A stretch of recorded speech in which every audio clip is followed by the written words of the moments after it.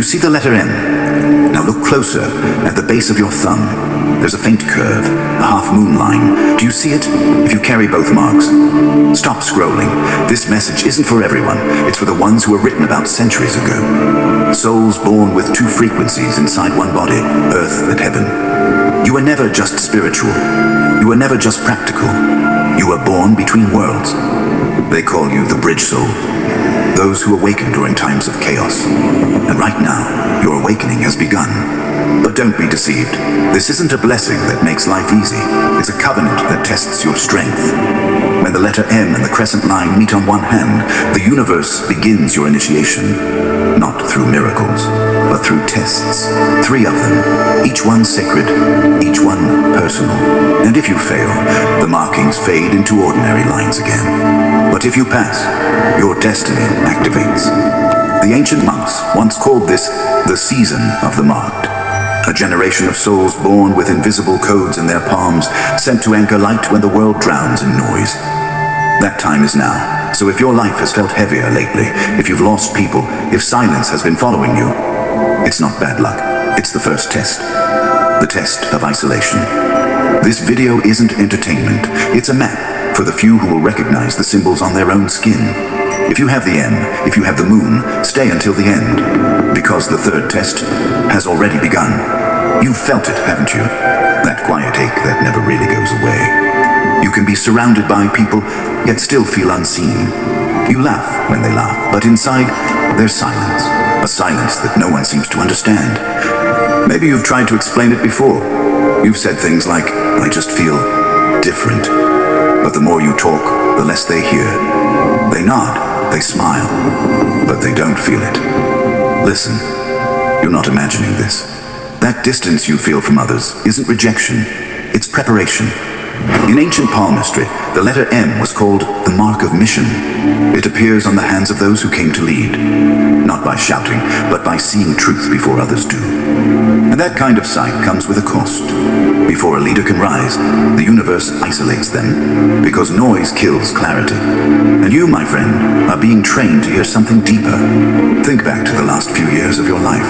The friendships that ended suddenly, the conversations that drained you, the jobs or places that used to fit. Until one day, they didn't. None of it was random. The universe has been pulling you away from what dilutes your energy. You've been pulled out of circles that can't match your frequency anymore. And it hurts. It feels unfair. But the truth is, you can't hear divine instruction when you're surrounded by noise. Isolation is not punishment. It's initiation. It's how the universe says, I need your full attention now. You see, most people find comfort in belonging, but chosen souls are built to find purpose in solitude. That's why silence feels both peaceful and painful at the same time. Because deep inside, you know something is changing. Not outside you, but inside you. Take a breath. Every spiritual leader, every prophet, every light bearer, they all walk through the same desert. They lose people, they lose direction. And then one day, they find something far greater, the sound of their own soul. This is your first test, the test of isolation. The question isn't, how much can you endure? The real question is, can you trust yourself when no one else does? Because that's what this season is teaching you. To build your confidence from silence. To find validation not from approval, but from alignment. To hear your own voice and realize it was divine all along. And maybe right now your world feels small. Maybe you've stopped talking as much. You spend more time alone. You watch the sky or listen to music that no one else seems to get. You start to crave quiet instead of company. Don't fight it. That is your soul recalibrating. It's your energy being retuned to a higher station. And when you're finally tuned in, you'll notice something miraculous. The right people begin to appear. Not loud, not dramatic, just real. Souls who recognize your silence. People who don't need you to explain yourself. They'll come later, after this test, but not yet. Right now, the universe wants to see if you'll give up the noise. It wants to know if you'll keep trusting the path when it gets lonely, because that's the mark of the M soul. It's not about having followers, it's about learning to follow your own light. And when you finally stop trying to belong where you've outgrown, a strange peace begins to settle in. You start to realize you were never misunderstood.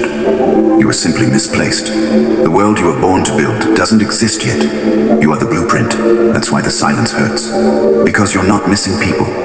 You're missing the version of you that used to need them. The moment you understand that, the isolation ends.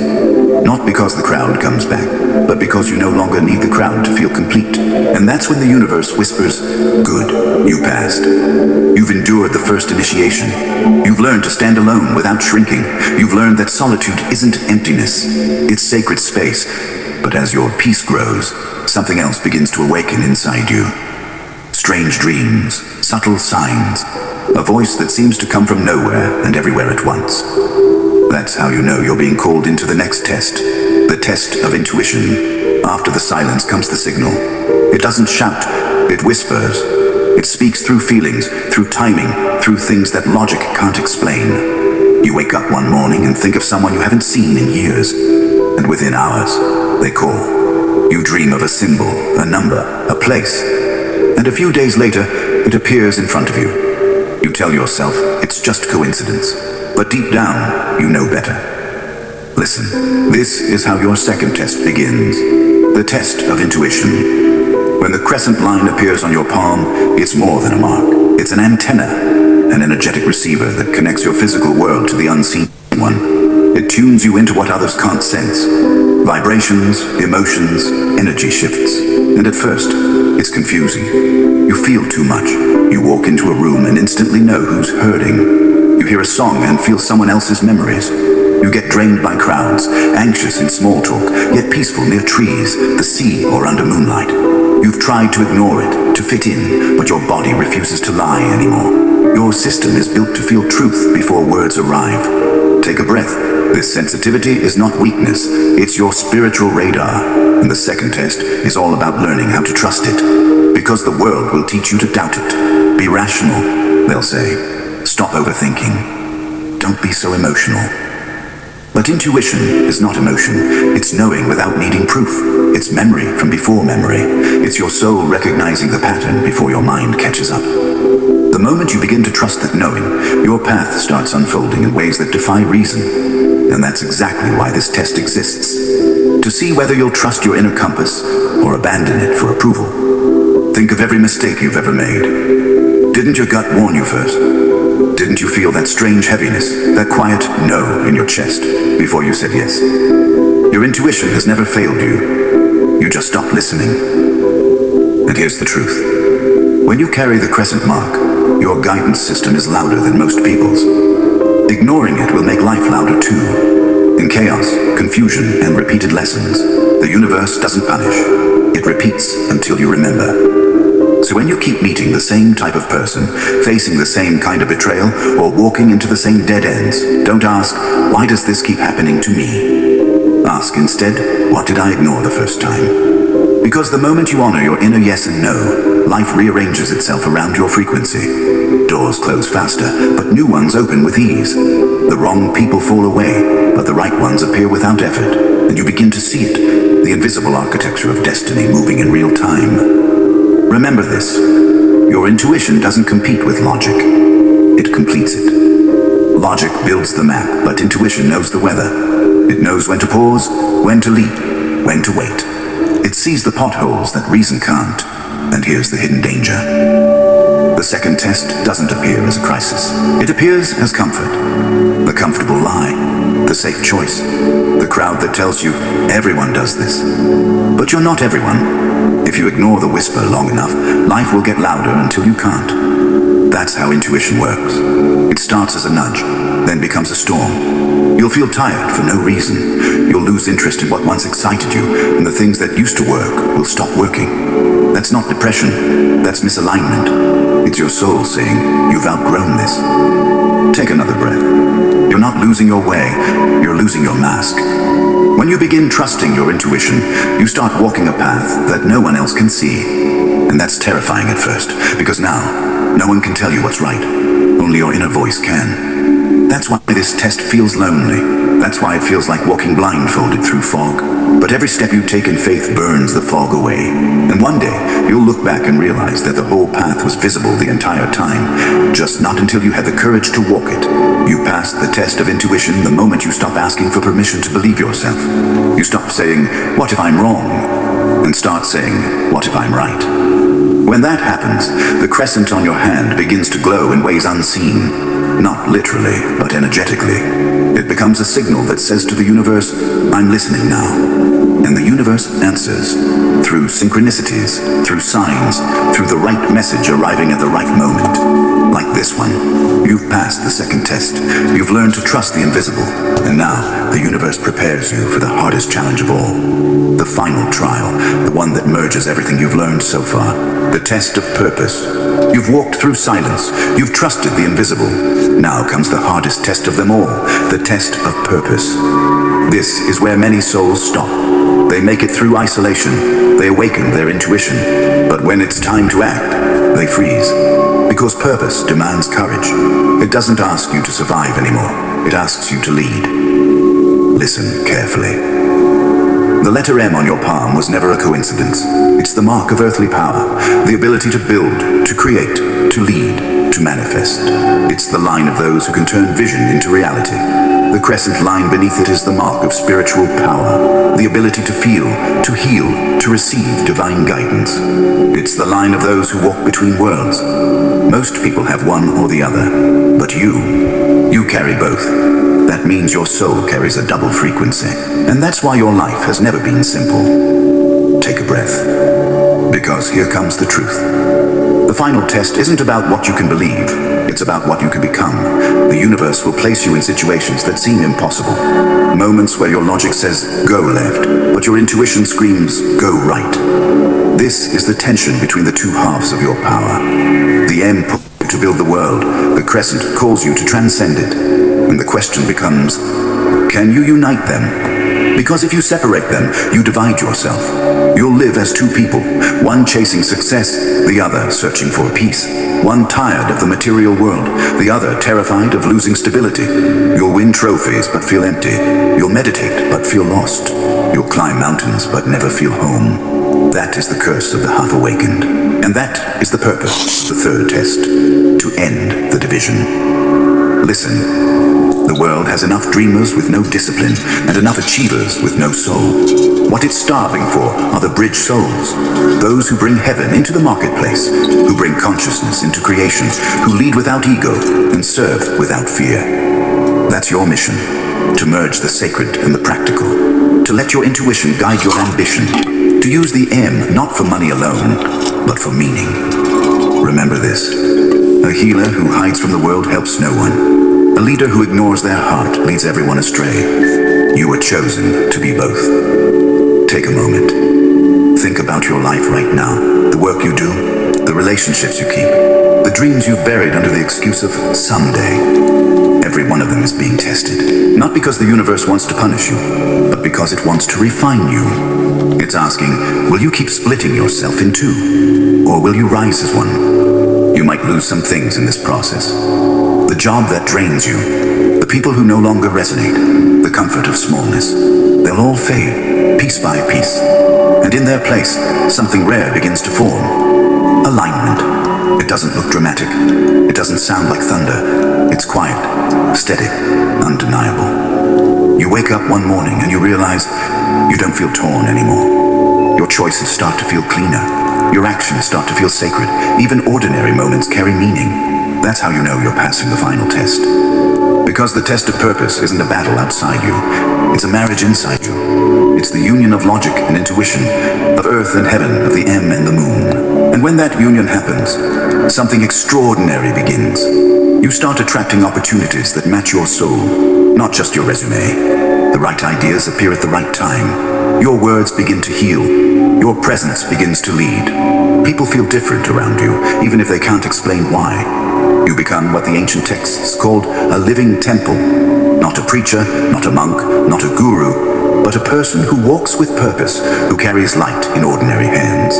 That's what your marks were always meant to do. They weren't decorations, they were instructions.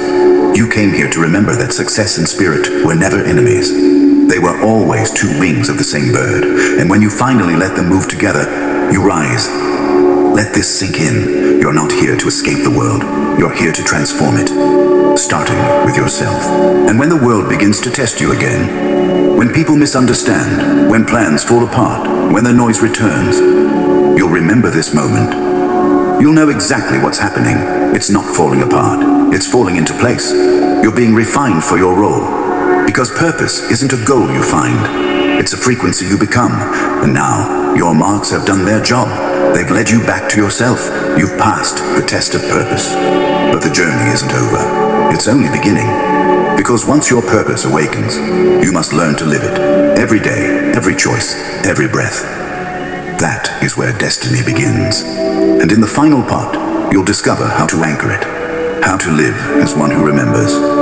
Let's talk about that. The solution. The ritual. The moment you finally say yes to your true purpose. Take a breath. You've made it through all 3 tests. And if you're still listening, it means your soul is ready for the truth that most people never reach. The marks on your hands were never random. They were reminders. Reminders that your life is not a coincidence. That your pain had purpose. That your isolation was initiation. That your intuition was divine instruction. And that your purpose was never just about you. Listen closely. The universe never gives power without guidance. It doesn't mark you for vanity. It marks you for responsibility. You were given 2 frequencies for a reason. To show the world what balance looks like when heaven and earth finally agree. So how do you live this truth now? How do you walk forward without losing what you found here? The answer is simple, but sacred. You stop separating your life into spiritual and ordinary.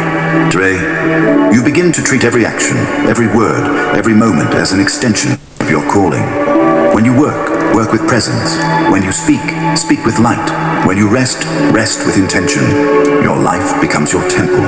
Your hands, these hands marked by the universe, become instruments of healing, creation, and alignment. It's no longer about chasing meaning. It's about being meaning. Remember this, the M in your palm represents manifestation. The crescent line represents memory. The soul's memory of its divine origin. Together, they spell out a single word. Mission. You were never meant to wait for the right time. You are the right time. Every breath, every heartbeat is part of the rhythm of your awakening. Take another breath. Let the words settle. You are not behind. You are right on schedule. Everything that left you, everything that broke you, was part of your alignment. The fire didn't destroy you, it forged you. And now, the universe is asking for one thing. Not belief, not perfection, just permission. Permission to let your purpose lead. That's what this moment is. A crossroads between the old self and the awakened one. Between the seeker and the messenger. Between fear and remembrance. And the ritual is simple. In the comment section, write this phrase: I accept my true purpose. Say it as you type it. Let the words travel through your body like a vow, because they are. It's not just a comment, it's a contract. When you declare it, something shifts. The static clears. The path brightens. You feel lighter, not because life suddenly becomes easy, but because your spirit stops fighting its own destiny. From that moment forward, you'll notice the difference. Your timing sharpens. Your coincidences multiply, and your energy feels protected even when chaos swirls around you. That's how you know the covenant is real. And one day soon, when doubt returns, because it always does, look at your hand again. Trace the lines. Feel them beneath your fingertips. The in, the curve, the meeting point of heaven and earth. Let it remind you, you are not small, you are not lost, you are not late. You are chosen to remember why you came. Listen, there will always be more noise, more pressure, more distractions. But you now carry proof on your own skin that destiny is not somewhere outside you. It's already inside you, waiting to be lived. So when the world asks who you are, don't say, I'm searching. Say, I'm remembering. Because that's what awakening truly is. Not learning something new, but remembering what your soul never forgot. You were never just another person. You were a bridge. You were the mirror. You were the message itself. So rise gently. Walk with awareness. Live as proof. And when you forget again, because you will, come back to this. Listen to these words until they sound like your own voice. Because one day, they will. You are marked, you are guided, and now you are ready. Say it with me, quietly or out loud, as the final seal of this moment. I accept my true purpose. That's all.